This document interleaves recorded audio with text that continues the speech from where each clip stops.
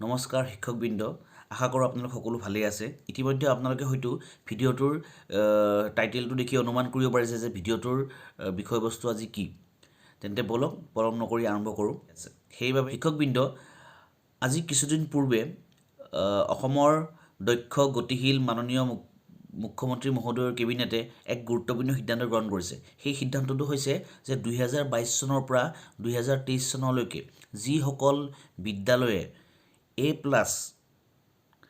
Grade গুণোৎসৱত লাভ কৰিব তেওঁ সেইসমূহ বিদ্যালয়ৰ শিক্ষকসকলক অৰ্থাৎ সেইসমূহ বিদ্যালয়ৰ ঠিকাভিত্তিক শিক্ষকসকলক চৰকাৰে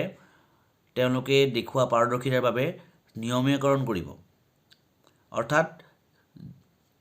মূল কথাত ক'বলৈ গ'লে তেওঁলোকৰ চাকৰি ৰেগুলাৰ হ'ব আৰু তেওঁলোকে গুণোৎসৱত দেখুওৱা পাৰদৰ্শিতাৰ বাবে চৰকাৰে তেখেতসকলক ৰেগুলাৰ কৰি নিয়মীয়াকৰণ কৰি তেওঁলোকক পুৰস্কৃত কৰিব বিচাৰিছে এয়া চৰকাৰৰ এক ভাল সিদ্ধান্ত এই বিষয়লৈ কাৰো দ্বিমত থাকিব নালাগে মই ভাবোঁ কিন্তু কেবিনেটে গ্ৰহণ কৰা এই সিদ্ধান্ত কিমান দূৰ গ্ৰহণযোগ্য হ'ব সেই বিষয়ে লৈ শিক্ষক মহলত বা শিক্ষক সমাজত কিছুমান প্ৰশ্নৰ উদয় হৈছে কিয়নো ধৰি লোৱা হ'ল এখন বিদ্যালয়ত 10জন শিক্ষক আছে তাৰে 2জন ঠিকাভিত্তিক বাকী 8জন নিয়মীয়া সেই বিদ্যালয়খন পূৰ্বৰে পৰা শৈক্ষিক দিশত আন্তঃগাঁথনি আদি বহু ক্ষেত্ৰত পিছপৰা তেনে ক্ষেত্ৰত সেইখন বিদ্যালয়ৰ নিয়মীয়া শিক্ষক বিদ্যালয়ৰ নিয়মীয়া শিক্ষকসকলে A পালেও সন্তুষ্ট B পালেও সন্তুষ্ট আৰু তাৰোপৰি তেওঁলোকৰ ওপৰত A+ পাবই লাগিব বুলি কোনো ধৰণৰ বাধ্যবাধকতা নাই তেনে ক্ষেত্ৰত সেইখন বিদ্যালয়ৰ যি দুগৰাকী বা যি দুজন কণ্টেক্সুৱেল টিচাৰ থাকিব তেওঁলোকে বিদ্যালয়খনক A+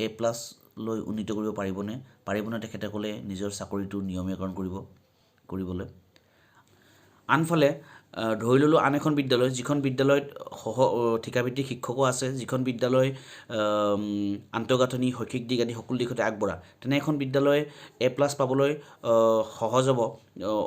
অতি সহজ হ'ব তাৰোপৰি সেইখন বিদ্যালয়ৰ ঠিকাভিত্তিক শিক্ষকসকলো নিয়মীয়া হ'ব তেনে ক্ষেত্ৰত পূৰ্বে উল্লেখিত বিদ্যালয়ৰ শিক্ষক দুজন নিজৰ প্ৰাপ্যৰ পৰা বঞ্চিত নহ'লনে তেওঁলোকে নিজৰ নিয়মিত হোৱা অধিকাৰৰ পৰা বঞ্চিত নহ'লনে সমগ্ৰ ব্যৱস্থাটো বা পদ্ধতিটো লটাৰীত নাম উঠাৰ দৰে হ'ল যাৰ ভাগ্য ভাল তেওঁ নিয়মীয়া হ'ল যাৰ ভাগ্য বেয়া তেওঁ পূৰ্বৰ অৱস্থাতে থাকিল অৰ্থাৎ তেওঁ অনিয়মীয়া হৈয়ে থাকিল মানৱ জাতিৰ বুনিয়াদ গঢ়া শিক্ষকসকলক মানসিকভাৱে হাৰাশাস্তি কৰি তেওঁলোকৰ মাজত প্ৰভেদ সৃষ্টি কৰা নহ'লনে তেওঁলোকৰ মাজত এক বিভেদ সৃষ্টি কৰা নহ'লনে তাৰোপৰি এখন প্ৰাথমিক বিদ্যালয়ৰ প্ৰধান শিক্ষকজন হৈছে মুৰব্বী আৰু গুণোৎসৱত প্ৰধান শিক্ষকৰ ভূমিকা গুৰুত্বপূৰ্ণ প্ৰধান শিক্ষকেই সন্মুখৰ পৰা লিড লয় তেওঁৰ লিডাৰশ্বিপতেই বাকীসকল শিক্ষকে কাম কৰে কিন্তু কথাটো হ'ল যে যিবোৰ স্কুলৰ প্ৰধান শিক্ষকজন ৰেগুলাৰ প্ৰধান শিক্ষকজন নিয়মীয়া তেওঁ সিমান গুৰুত্ব নিদিব পাৰে কাৰণ কিয় তেওঁৰ কাৰণে তেওঁ A পালেও সন্তুষ্ট B পালেও সন্তুষ্ট তেওঁৰতো কোনো A+ পাবলৈ লাগিব বুলি বাধ্যবাধকতা নাই কিন্তু যিবোৰ প্ৰাথমিক বিদ্যালয়ৰ প্ৰধান শিক্ষকজন নিয়মীয়া নহয় তেওঁ ৰেগুলাৰ নহয় তেওঁ A+ পাবলৈ দেহেকে লগাই দিব জান প্ৰাণ লগাই দিব দিন ৰাতি একাকাৰ কৰি দিব কাৰণ চাকৰি ৰেগুলাৰ হোৱাৰ কথা জড়িত থাকিব সেইবাবে তেওঁ যেন নিয়মীয়া প্ৰধান শিক্ষকজনতকৈ তেওঁ বেছি কষ্ট কৰিব আৰু এইটো ফেক্টো হয় এজন নিয়মীয়া ৰেগুলাৰ শিক্ষকজনতকৈ অনিয়মীয় ৰেগুলাৰ শিক্ষকজনে গুণোৎসৱত A+ পাবলৈ বেছি কষ্ট কৰিব আৰু তেনে ক্ষেত্ৰত কি হ'ব যিজন অনিয়মীয়া ৰেগুলাৰ নোহোৱা প্ৰধান শিক্ষকৰ অধীনত তলত কণ্টেক্সুৱেল টিচাৰখিনি থাকিব তেওঁলোকেও সমানে জোৰ দিব আৰু তেওঁলোকৰ ৰেগুলাৰ হোৱাৰ সম্ভাৱনা বেছি থাকিব বা তেওঁলোকে A+ পোৱাৰ সম্ভাৱনা বেছি থাকিব কিন্তু যিবোৰ স্কুলত প্ৰধান শিক্ষকজন ৰেগুলাৰ তেওঁৰ অধীনত যিবোৰ তেওঁ জোৰ কমকৈ দিব কষ্ট কমকৈ কৰিব তাৰ ফলত তেওঁৰ অধীনত যিবোৰ অনিয়মীয় মানে ৰেগুলাৰ নোহোৱা টিচাৰ থাকিব কণ্টেক্সুৱেল টিচাৰ থাকিব তেওঁলোকে দেহেকেহে একাকাৰ কৰিলেও দিন ৰাতি একাকাৰ কৰিলেও হয়তো A+ নাপাবও পাৰে এনেকুৱা কিছুমান সমস্যা নথকা নহয় এনেকুৱা কিছুমান সমস্যা থকা এইটো মোৰহে ভাৱ কিজানিবা প্ৰেক্টিকেল তেনেকুৱা নহ'ব পাৰে কিন্তু হ'বওতো পাৰে তাৰ কোনো গেৰাণ্টি নাই কেবিনেটে 2022 পৰা 2023লৈকে এই দুবছৰ যিবোৰ বিদ্যালয়ে A+ পাব সেই বিদ্যালয়ৰ শিক্ষকসকলক ৰেগুলাৰ কৰা যিটো সিদ্ধান্ত গ্ৰহণ কৰিছে সেই ক্ষেত্ৰত আৰু এটা গুৰুত্বপূৰ্ণ দিশ হ'ল যদি 2022ত কোনোবা এখন বিদ্যালয়ে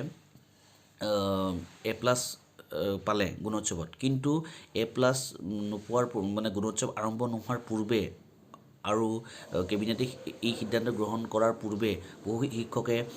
ছিংগল টিচাৰ ট্ৰেন্সফাৰ এপ্লাই কৰি থৈছে। বহু শিক্ষকৰ নাম হয়তো ৰেচনেলাইজেশ্যনত গুচি গৈছে, আৰু নতুবা এক্সেছ টিচাৰৰ কাৰণে বহুতো শিক্ষক আন এখন বিদ্যালয়লৈ যাবলগীয়া হ'ব পাৰে। তেনে ক্ষেত্ৰত যদি এইসকল শিক্ষকে যদি এখন নতুন স্কুলত জইন কৰে, আৰু সেই নতুন স্কুলখন ধৰি ল'লোঁ পূৰ্বতে 2022ত A+ পোৱা নাই, কিন্তু 2023ত A+ পাবলৈ সক্ষম হ'ল, তেনে ক্ষেত্ৰত এই শিক্ষক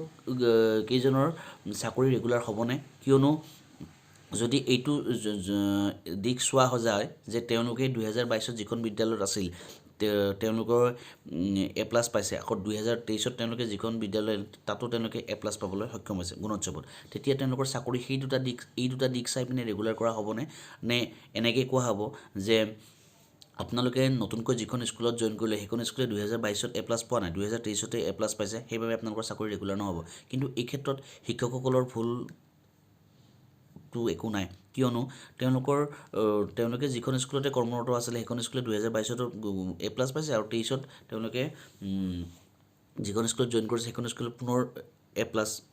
পাবলৈ সক্ষম হৈছে। তেনে ক্ষেত্ৰত যদি অকল তেওঁলোকে নতুনকৈ জইন কৰা স্কুলখনে 2022ত A+ নোপোৱাৰ কাৰণেই তেওঁলোকৰ চাকৰিটো ৰেগুলাৰ নহয়, তেন্তে ইও এটা বৰ দুৰ্ভাগ্যজনক হ'ব।